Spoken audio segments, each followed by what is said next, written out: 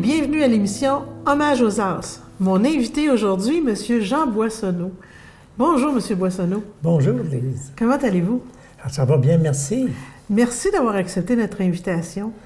Ça me fait plaisir, moi aussi, d'apprendre à vous connaître davantage. Bon. On me dit que vous avez relevé de multiples défis dans votre vie. Ah, peut-être, oui.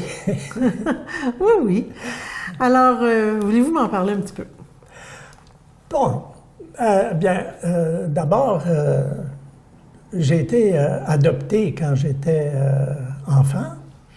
Alors, en grandissant, on n'est pas sans se demander, je l'ai su aussi, j'étais pas très vieux, peut-être vers l'âge de 10 ans ou 11 ans. Alors, ça n'a pas créé un choc terrible, sauf que avec le temps, on n'est pas sans se poser des questions. Hein? C'est qui c'étaient mes parents? Comment ça se fait que... parce qu'on disait aux parents qui adoptaient des enfants, s'ils posent des questions, vous lui direz que vos parents sont morts. Alors, à ce moment-là, ça évite de chercher et tout ça. Alors, bon. Alors, mais quand même, on n'est pas sans se poser des questions. Mais à l'adolescence, un matin que je me faisais la barbe, j'étais au séminaire à Nicolette, et je me suis dit, en me regardant dans le miroir, mais à qui je ressemble? Hein? À mon père ou à ma mère? Je voyais mes confrères de classe, quand les parents venaient les voir, puis même quand j'étais au primaire, moi j'ai été élevé à Warwick, alors quand j'étais au primaire, tout ça, on connaissait les parents, on voyait que certains ressemblaient à leur père, d'autres à leur mère, d'autres c'était peut-être un mélange, mais qu'importe, en gros. Alors, je me posais la question. Mais à ce moment-là, à l'adolescence aussi, on se découvre davantage notre personnalité. Et en me découvrant intérieurement, je voyais que j'avais des différences avec mes parents adoptifs et tout. Alors, je me suis dit, bon, plus je vais me découvrir intérieurement, plus je vais être en communion avec mes parents. Parce que les enfants, c'est le prolongement des parents. Alors... Vos parents que vous croyez morts. Morts. Et même, vers l'âge de 27 ans, j'ai fait un voyage avec l'Office franco-québécois pour la jeunesse en France. Et on est allé dans un cimetière militaire. Alors, comme j'étais né en 1944, je me disais, est-ce que mon père serait mort à la guerre?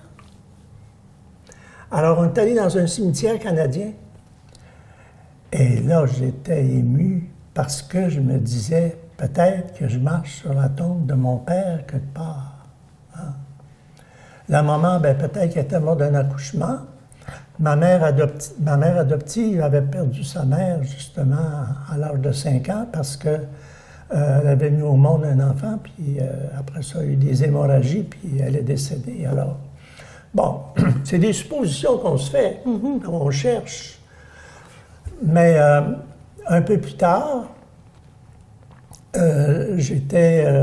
parce que moi, je suis prêtre du diocèse ici de Nicolet. Okay. Alors, j'étais curé. Et la dame qui était au presbytère avec moi, j'étais à Saint-Gérard, dans le comté de Yamaska. Et la dame qui était avec moi avait un cousin qu'on a rencontré à un moment donné en allant à une parade là, de Saint-Jean-Baptiste. Et ce cousin-là avait été adopté, puis avait retrouvé sa mère, puis tout ça. Alors, il a raconté ça. Mais moi, ça ne m'a pas touché plus que ça. Mais mon amie qui était au presbytère, Louise, elle, ça l'a marqué beaucoup. Puis elle dit, tu devrais faire des recherches. cherche, peut-être qu'ils sont encore vivants. Ah non, j'ai pas besoin. J'ai pas besoin de ça. J'étais encore dans ma connaissance intérieure, puis je me disais, j'ai pas besoin. Mais elle est revenue à la charge plusieurs fois, cherchant des arguments pour me convaincre, mais je bronchais pas. Pensez-vous qu'elle reconnaissait chez vous comme un besoin de savoir que vous n'admettiez pas? Probablement. Mais elle pouvait pressentir qu'il y aurait peut-être quelque chose de bon pour moi d'aller chercher ça. Parce qu'elle disait, le médecin demande de quoi vos parents sont morts. Puis tout ça. Ben, moi, je dis au médecin, j'ai été adopté. Alors, il l'écrit dans le dossier, puis ça finit là, pas de problème. Pose plus de questions. Mais jusqu'au jour où elle a dit, imagine le bonheur qu'ils auraient de savoir ce que tu es devenu. Tu as eu une bonne éducation, tu as été bien élevé, tu as eu des bons parents et tout. Alors, ils seraient sans doute contents. Ah, ça a été, pour dire, l'élément déclencheur. Et, mais, comment faire? Mais je ne me rappelle pas au juste comment que j'ai eu l'information, mais à un moment donné, il nous disait, il y avait à Québec, parce que j'avais été adopté à la crèche Saint-Vincent-de-Paul de Québec, alors, il fallait écrire au service, au ministère de la Jeunesse, et il y avait un service post-adoption. OK. Où on pouvait avoir...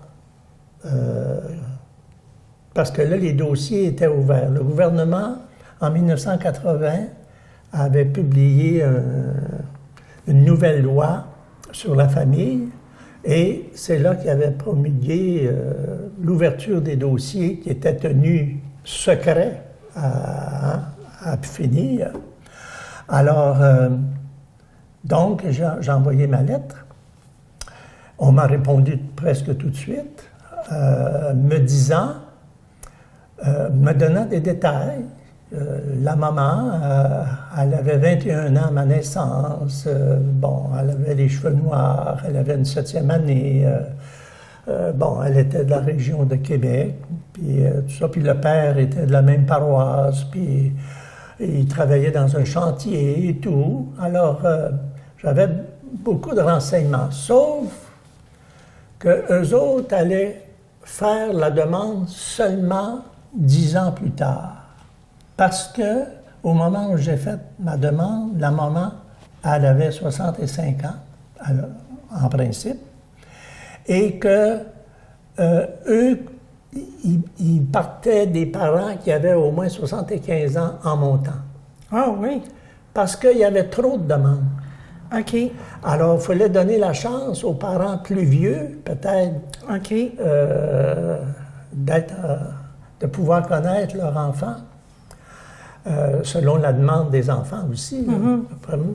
Puis voir avec eux s'ils acceptaient de vous rencontrer aussi. Aussi.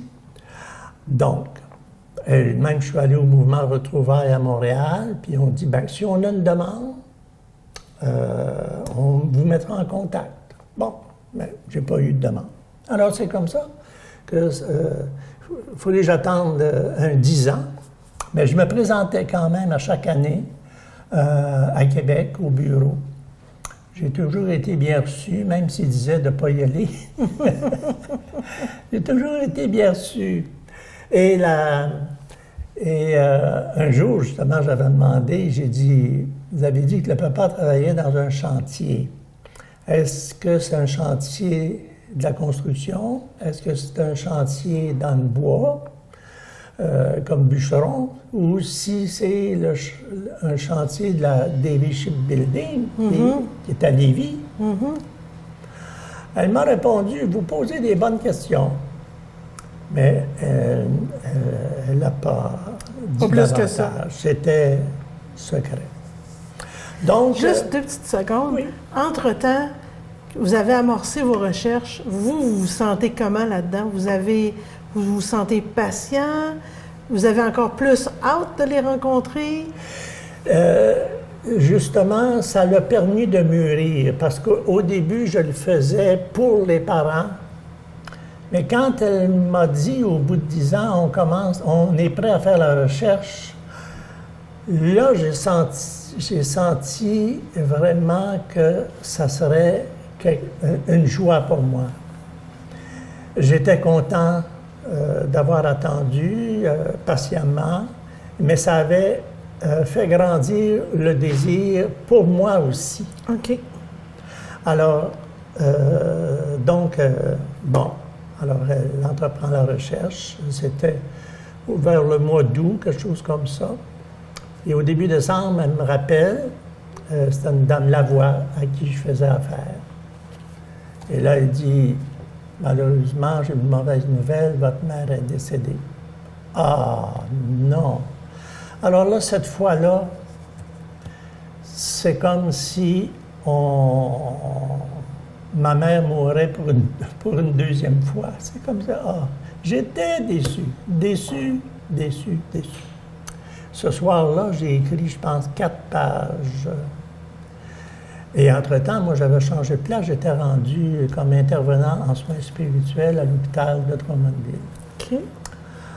Alors, j'ai écrit plusieurs pages ce soir-là pour exprimer toute ma désolation, ma détresse. Quoique, avant de terminer l'entrevue au téléphone, elle me dit « Mais monsieur, ne perdez pas espoir. On va essayer de trouver le père ou des membres de sa famille. » Ah bon. Alors, 15 jours après, je la rappelle, parce elle m'avait appelé vers le 10 décembre, quelque chose comme ça. Alors, je la rappelle, puis j'ai dit, est-ce que vous avez trouvé le père? J'ai dit, le jour de l'an s'en vient, puis j'ai dit, je voudrais bien avoir ma bénédiction paternelle. Elle dit, monsieur, on n'arrive pas dans les familles à ce temps-ci. Oh, je pense qu'elle vous annoncer une belle nouvelle. Elle dit, on ne sait pas qui sait quoi. Le père est-il au courant? S'il est au courant, en a-t-il parlé? Elle dit, il est marié, puis il y a des enfants. Y en a-tu parlé à sa femme? Est-ce qu'il en a parlé aux enfants? Elle dit, ça peut créer tout un choc si personne n'est au courant. Alors, on n'arrive pas dans les familles à ce temps-ci. Elle dit, donnez-nous encore un mois et demi. Bon. Alors, j'ai attendu. Et au bout d'1 mois et demi, elle me rappelle. Et là, elle me dit qu'elle avait une bonne puis une mauvaise nouvelle. D'accord. Bon. Elle dit, on n'a pas le père, mais elle dit, on a la sœur de votre mère. Ah bon. Alors, je raconte tout ça dans le livre que j'ai écrit, justement, qui, elle, a vu votre mère enceinte. Donc, mais que, semble-t-il, ça ne s'était pas parlé par après. Et par conséquent, ma tante, elle avait le point d'interrogation dans le front. Puis elle se posait des questions, elle aussi. Qu'est-ce qui est advenu de cet enfant? Alors, elle dit, elle dit, on va vous mettre en contact. Bon, alors, c'est ça, il y a eu des procédures. Et là, elle a dit, ça serait bon que vous puissiez vous rencontrer. Puis elle a dit ça à ma tante aussi, dans un endroit neutre, autant que possible, pas dans votre paroisse. Alors là, petit à petit, c'est là que j'ai appris que j'avais un nom, le nom de la mère, Gagné. Alors c'est pour ça que j'ai ajouté Jean Gagné Boissonneau. OK. Parce que ça a été vraiment quelque chose d'extraordinaire. Là, j'avais comme un nom personnel, là, vraiment. Une identité. Une identité. C'était pas complet parce que j'avais pas le père, mais au moins, j'avais la mère gagnée. Donc, il y avait des ancêtres, il y avait... Alors, je m'enracinais, là, quelque part. Et j'ai su que ma mère, puis là, ma tante, demeurait à Saint-Zacharie de Beauce. OK. Alors, quand on arrive à Saint-Georges, on continue un peu plus loin, puis avant d'aller à Saint-Côme, là, on monte dans les montagnes. On monte et on arrive à cette paroisse de Saint-Zacharie. Alors, là, mais là, ils ont décidé de faire la rencontre à Québec. Parce que ma tante allait parfois magasiner à Québec. Elle descendait, puis elle pouvait y coucher même à l'hôtel, puis elle prenait le temps de magasiner, puis elle remontait. Puis souvent, elle y allait avec une de ses sœurs, qui avait un mari malade,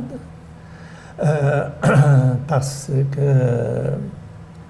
Alors là, j'ai su que le père, probablement, qui travaillait dans les chantiers du Maine, parce que le mononcle travaillait, il avait été foreman même dans les chantiers du Maine. OK. Alors, puis l'autre, ma tante, que son mari était malade parce qu'il y avait un arbre qui était tombé sur la tête. OK. Alors là, elle dit, j'aimerais bien que... Ma tante a dit, j'aimerais bien que ma sœur vienne, qu'elle soit présente. Alors, j'ai dit, pas de problème. J'ai dit, moi, j'aimerais bien aussi que Louise, qui m'a tellement poussé, puis que je puisse réaliser qu'elle soit présente aussi. Elle a dit, oui, pas de problème. Alors, donc, on s'est acheminé, puis on est allé à Québec. Et on était reçus à l'hôtel. Alors, mon oncle était dans l'entrée, puis il nous a bien accueillis, puis on est monté à la chambre où ma tante était là. Alors, ça a été un moment assez intense pour la rencontre. Et ma tante s'était assise au pied d'un lit, puis il y avait une petite table ronde qu'il avait placée près. Et il y avait 2 chaises, on s'est assis, Louise et moi, on s'est assis là, à côté. J'ai mis ma main sur la table. Et ma tante Carmen a dit, regarde, a dit à sa sœur, elle dit, regarde le petit doigt d'Anita. Parce que ma mère, son prénom, c'était Anita. Alors, j'ai resté surpris. J'ai dit, puis d'après les photos aussi, je ressemblais aussi à ma mère. Fait que là, vous avez vu des photos de la famille quand même. Alors là, c'est ça, il y avait un album, tout un album de photos des ancêtres, des grands-pères, plein de photos de ma mère, même une carte postale que ma mère leur avait envoyée parce qu'elle avait fait à un moment donné un voyage en Europe. Alors elle avait une carte postale, je voyais son écriture, tout ça. Alors c'était toutes des choses qui m'ont captivé. Puis les autres, ma tante racontait des choses sur l'histoire de la famille. Je suis sorti de là mêlé parce qu'il y en avait trop dit. Et un peu plus tard, elles m'ont remis ce médaillon. OK. Ce médaillon de la Vierge, c'est un cadeau que ma mère Anita avait donné à ses sœurs, justement en revenant de son voyage en Europe, qu'elle avait acheté en Italie. Je ne sais pas si elle l'a acheté à Rome ou ailleurs, je ne sais pas, mais elle avait acheté en Italie. Alors, mes tantes m'ont remis ce médaillon. Alors ça a été quelque chose de précieux. Bien certain. Parce que là, je sentais encore plus, je ne sais pas moi, la communion. Là, oui, la proximité. La proximité, oui, c'est ça. Et c'est ça. Puis après un bon échange, je pense que ça a duré plus qu'1 heure. Je n'ai pas regardé l'heure. Mais mon oncle a ouvert une bouteille de champagne, et puis on a pris une bouteille de champagne.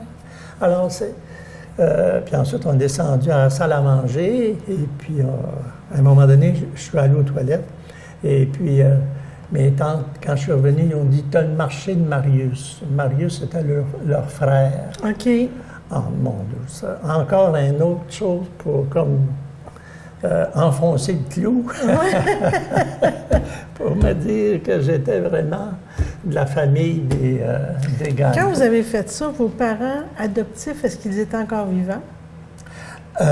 Mon père était décédé, mais justement, quelques temps après, là, je suis allé rencontrer ma mère adoptive pour lui raconter tout ça. Elle dit, parce que là, il y avait des émissions de Claire Lamarche à l'époque. Oui.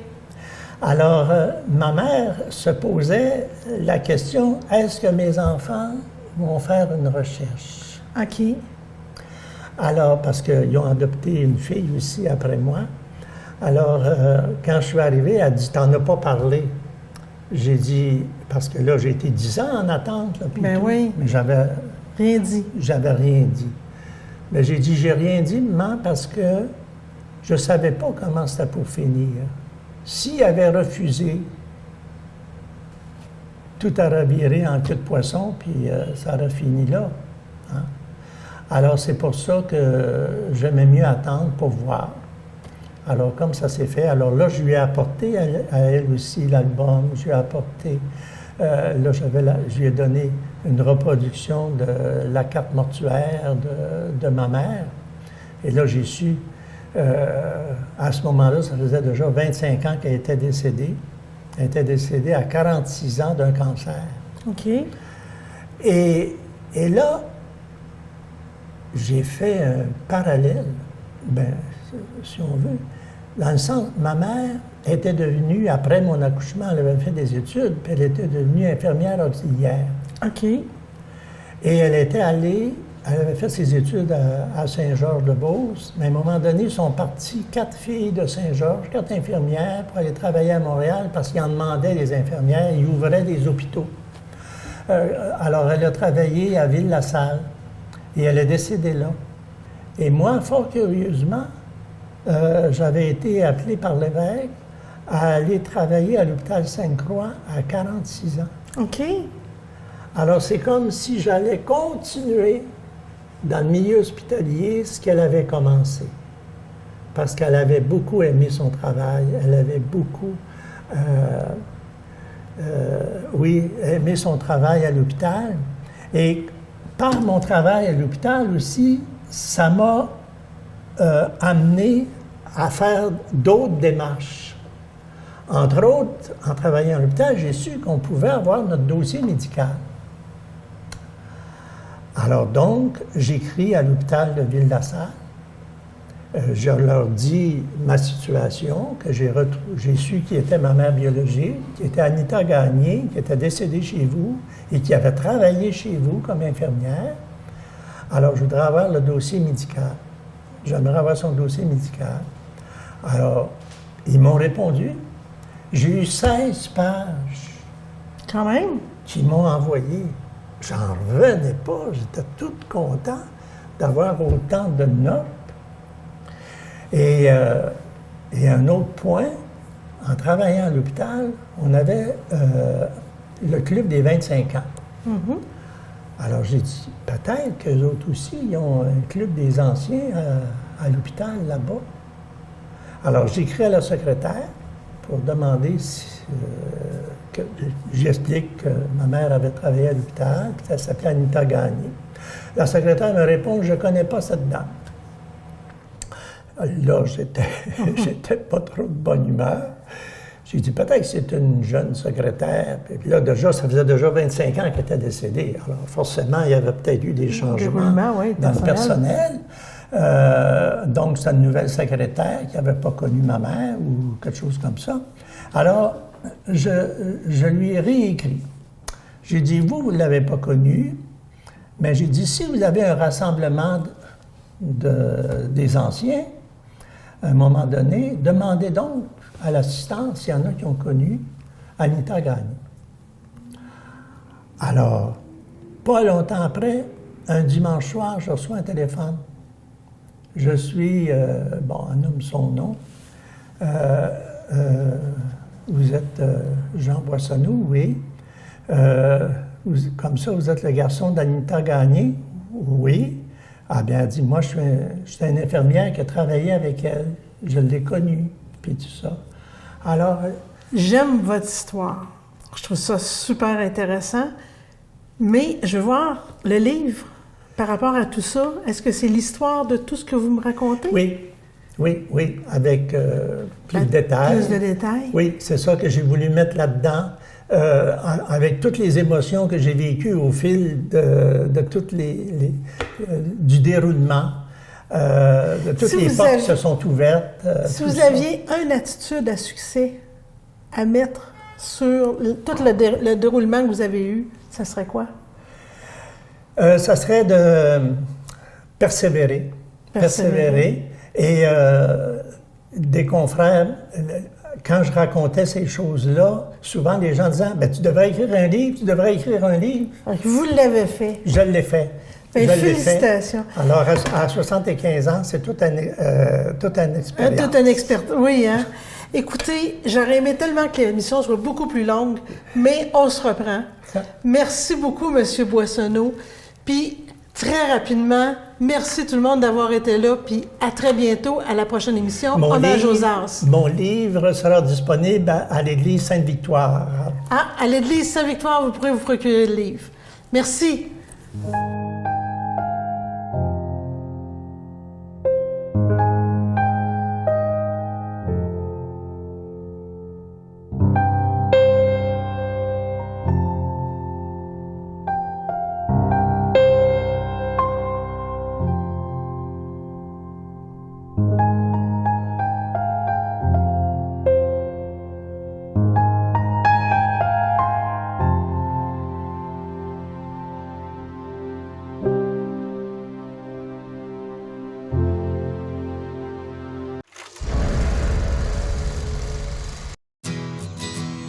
Je m'appelle Kéliane.